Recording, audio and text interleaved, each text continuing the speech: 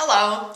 Today Carol asks, why is it that we have such a hard time letting go of old memories and old hurts? She says once she saw and bought a card that said, "I've changed, I just forgot to tell you." She thought of getting a t-shirt made. Carol, I think that's a good idea. She says we all make mistakes. Hopefully we all have the ability to change. Sometimes a little bit of grace goes a long way. We just need to communicate.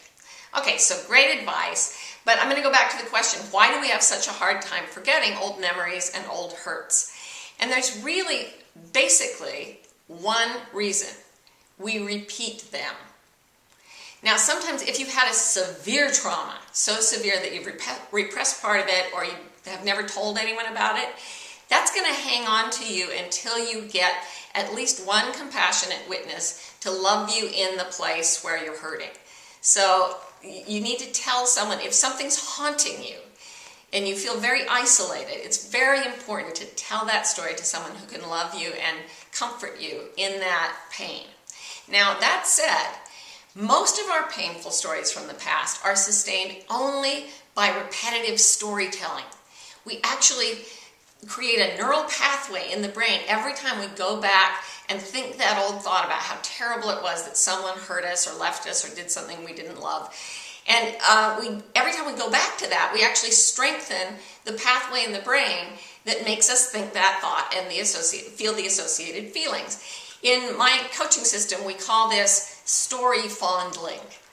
And you'll get people come into coaching who've had 25 years of therapy and about their father traveled a lot when they were little and they were lonely.